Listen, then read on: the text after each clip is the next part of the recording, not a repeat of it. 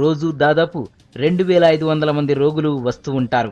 గాంధీ ఆసుపత్రిలో జలుబు, జ్వరం నుంచి మొదలై న్యూరో, గైనిక్, కార్డియాక్, ఆర్థో, శ్వాస, కిడ్నీ లాంటి జబ్బులకు సంబంధించి 40 విభాగాలున్నాయి. క్యాన్సర్, ఎయిడ్స్, తలసేమియా పేషెంట్లకు ప్రత్యేక విభాగాలు అదనం. నిత్యం 180 వరకు సర్జరీలు అవుతూ ఉంటాయి. ఒక్కోసారి బెడ్స్ కంటే ఎక్కువగా పేషెంట్లు అడ్మిట్ అవుతూ ఉంటారు. ఇంత డిమాండ్ ఉన్న చోట అవసరమైన సంఖ్యలో డాక్టర్లు లేకపోవడంతో రోగులకు ఇబ్బందులు ఎదురవుతున్నాయి. అన్ని సూపర్ స్పెషాలిటీ డిపార్ట్మెంట్స్ గాంధీ హాస్పిటల్లో ఉన్నాయి. చాలామంది అపోహ ఏంటంటే గాంధీ హాస్పిటల్కి వెళ్తే చనిపోతున్నారని. ఎందుకంటే మా దగ్గరకు వచ్చే పేషెంట్లలో చాలామంది క్రిటికల్ కేసెస్, చాలా చివరి దశలో పెరిఫెరీ నుంచి తర్వాత ప్రైవేట్ హాస్పిటల్ నుంచి ట్రీట్మెంట్ పొంది లాస్ట్ దశలో వచ్చే కేసులు మాత్రమే చనిపోతున్నాయి. మా దగ్గర ఎర్లీగా వచ్చి అడ్మిషన్ తీసుకొని మా దగ్గరే ట్రీట్మెంట్ తీసుకున్న పేషెంట్లలో అలాంటివి జరగడం లేదు. ట్రీట్మెంటు అనేది కొన్నిసార్లు కష్టంగా ఉండొచ్చు. అట్లాంటి పేషెంట్లు కొంతమంది చనిపోతుండొచ్చు, కానీ చాలా మటుకు పేషెంట్లు క్యూర్ అయి వెళ్ళిపోతున్నారు. గాంధీ దవాఖానాలో ఇబ్బందులు నిజమే అయినా అందుబాటులో ఉన్న డాక్టర్లు మాత్రం మెరుగైన చికిత్స అందించేందుకు వీలైనంతగా ప్రయత్నిస్తున్నారు. 100% వరకు రోగులకు నయం చేసి ఇంటికి పంపించిన సందర్భాలు చాలా ఉన్నాయి. నెఫ్రాలజీ విభాగంలో వందలాది రోగులకు కిడ్నీ సర్జరీలు, ట్రాన్స్ప్లాంటేషన్లు జరిగాయి. కార్డియాక్ అరెస్ట్ అయిన ఓ పేషెంట్కు ఈ మధ్యే కార్డియోథెరపిక్ డాక్టర్లు పునర్జన్మ ఇచ్చారు. బైపాస్, స్టంట్స్ సర్జరీల్లోనూ హాస్పిటల్ను ముందు నిలుపుతున్నారు. సెంట్రల్ గవర్నమెంట్ ఇచ్చినటువంటి ఎన్ఆర్హెచ్ఎం ఇన్ పీడియాట్రిక్ కేర్లో కూడా ఎన్ఆర్హెచ్ఎం కేర్ కింద neonatal intensive care and respiratory intensive care anaesthesia విభాగం లోపల చాలా బాగా పనిచేస్తున్నాయి. దాంట్లో వచ్చిన పేషెంట్స్ అందరూ కూడా బాగా రికవర్ అయ్యి చాలా మంచిగా ఇంటికి వెళ్తున్నారు. ముఖ్యంగా ప్లాస్టిక్ సర్జరీ కూడా బాగానే డెవలప్ అయింది. ఈ మధ్య రీనల్ ట్రాన్స్ప్లాంట్స్ కూడా అవుతున్నాయి. నెఫ్రాలజీ డయాలసిస్ యూనిట్ కూడా బాగా పనిచేస్తుంది. రోజు వందల సంఖ్యలో డెలివరీలు చేస్తున్న గైనకాలజీ విభాగం కూడా మెరుగైన సేవలు అందిస్తోంది. పుట్టుకతో లోపాలు ఉన్న శిశువులకు కేంద్రం సాయంతో ఏర్పాటు చేసిన ప్రత్యేక కేంద్రంలో ఆధునిక ఇంక్యుబేటర్లతో డాక్టర్లు చికిత్స ఇస్తున్నారు. ప్రత్యేకంగా నర్సులను కూడా రిక్రూట్ చేసుకుని శిశువుల ప్రాణాలు కాపాడుతున్నారు. అలాగే రోజు వచ్చే వందలాది మహిళా పేషెంట్లకు త్వరగా నయమయ్యేలా ట్రీట్మెంట్ ఇస్తున్నారు. పోషకాహార లోపం వల్ల అంటే మాల్ న్యూట్రిషన్ అంటాం, సివియర్ మాల్ న్యూట్రిషన్ అంటాము. అలాంటి పిల్లల కోసం ప్రత్యేకంగా నేషనల్ హెల్త్ మిషన్ వాళ్ళ సహాయంతో 20 బెడ్స్ అంటే 20 బెడ్స్ ఉన్న న్యూట్రిషనల్ రీహాబిలిటేషన్ సెంటర్ 2012 జూలైలో 2 తెలుగు రాష్ట్రాల్లో మొట్టమొదటిసారిగా ఇక్కడ స్టార్ట్ చేయడం జరిగింది. దానికి ప్రత్యేకంగా స్టాఫ్, దానికి ప్రత్యేకంగా అన్ని హంగులు సమకూర్చడం జరిగింది. అలాగే దాని తర్వాత డిసెంబర్ 2012 సంవత్సరంలో నవజాత శిశువుల కోసమని ఏర్పాటు చేయబడ్డ 40 మంది నవజాత శిశువులకి ఏ క్షణానైనా మనం అన్ని రకాలుగా వాళ్ళకి వైద్యం అందించే విధంగా ప్రత్యేకంగా ఒక intensive care unit, special newborn care unit అనేది స్టార్ట్ చేయడం జరిగింది. బుద్ధిమాంద్యం, పౌష్టికాహార లోపాలున్న పిల్లలకు ప్రత్యేక రిహాబిలేషన్ కేంద్రాన్ని కూడా గాంధీ ఆసుపత్రిలో ఏర్పాటు చేశారు. ప్రైవేట్ హాస్పిటళ్ల కంటే ఉన్నత స్థాయిలో చికిత్స చేస్తున్నారు. మరోవైపు గాయాలతో చర్మ సమస్యలు ఉన్నవాళ్లకు ప్లాస్టిక్ సర్జరీ ప్రత్యేక వింగ్తో డెర్మటాలజీ విభాగం సేవలందిస్తోంది. పీడియాట్రిక్ ఇంటెన్సివ్ కేర్ యూనిట్ అంటే నెల తర్వాత కొంచెం పెద్ద పిల్లలు వాళ్ళు ఏదైనా తీవ్రంగా హార్ట్ డిసీజ్ కానీ, లంగ్స్ ప్రాబ్లం వల్ల, కిడ్నీ ప్రాబ్లం వల్ల, వేరే ఏదైనా ఎన్సెఫలైటిస్ ఇలాంటి వాదల వల్ల వాళ్ళు క్రిటికల్ ఇల్నెస్ గురైనప్పుడు వాళ్ళకి ప్రాణరక్షకంగా వాళ్ళకి ట్రీట్మెంట్ ఇచ్చే విధంగా పీడియాట్రిక్ ఇంటెన్సివ్ కేర్ యూనిట్ విభాగం మొన్న ఈ మధ్య గత సంవత్సరంలో స్టార్ట్ చేయడం జరిగింది. దానికి 12 బెడ్స్ ఉన్నాయి. ఇంకా ఇక్కడున్న ఫెసిలిటీస్ని అంటే వెంటిలేటర్లు కానీ, ఇంకా ఆధునిక సదుపాయాలు కానీ ఇంకా సమకూర్చుకొని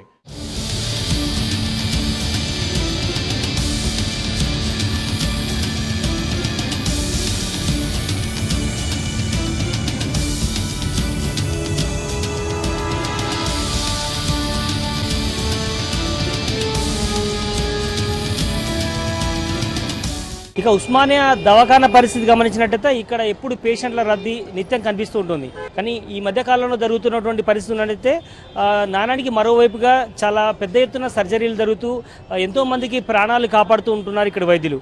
అదే విషయాన్ని మనం లోపల ఆ వైద్యులను కానీ అలాగే లోపల ఉన్నటువంటి గ్రౌండ్ రియాలిటీని పరిశీలించే ప్రయత్నం చేద్దాం.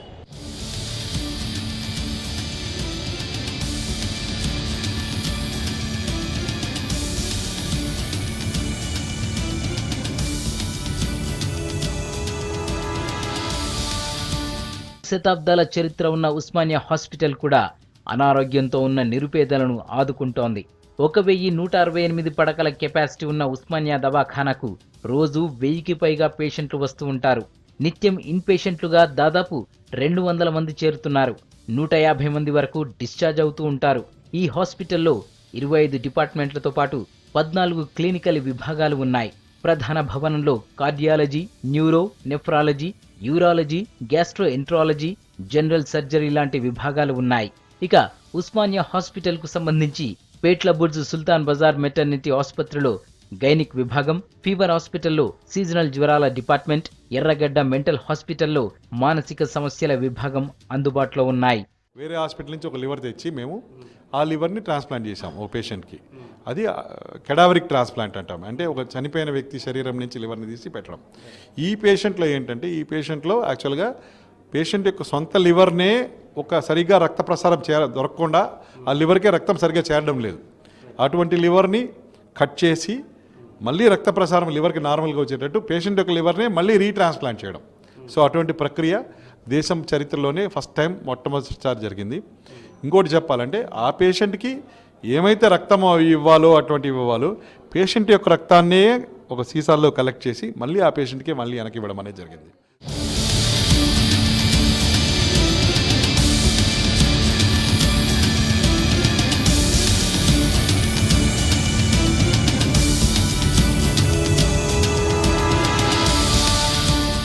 ట్రీట్మెంట్ విషయంలో ఉస్మానియా హాస్పిటల్కు చాలా ఘనతలు ఉన్నాయి.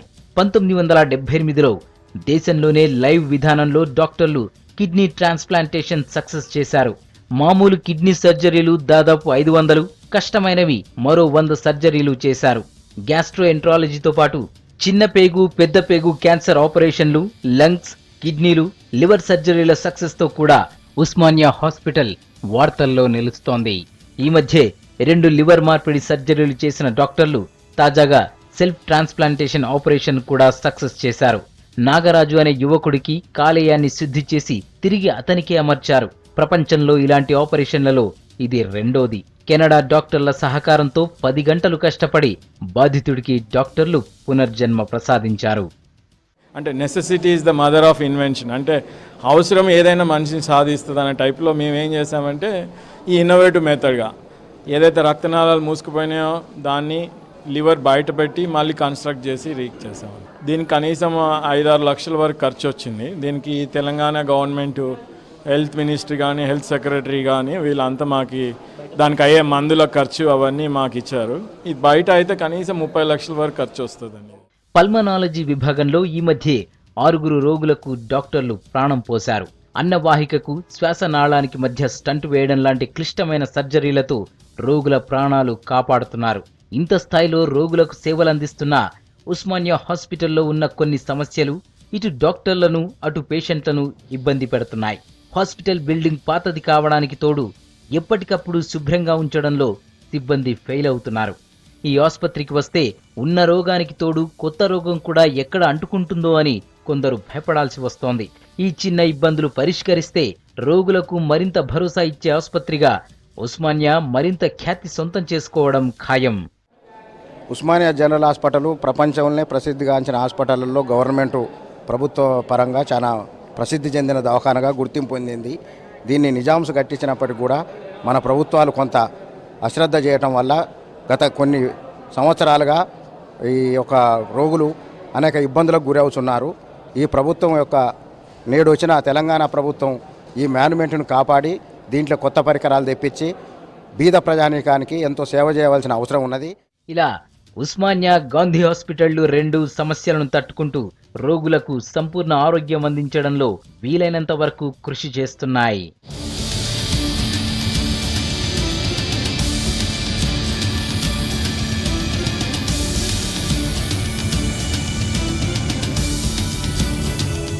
ఇలా ఈ గాంధీ ఉస్మానియా ఆసుపత్రిలో వివిధ సమస్యలు పేషెంట్లకు కానీ అలాగే వైద్య సిబ్బందికి కానీ ఎదురవుతున్నప్పటికీ వాళ్ళు కేవలం వైద్య సంబంధమైనటువంటి వృత్తికే పరిమితమై పేదల పక్షాన నిలుస్తున్నారు.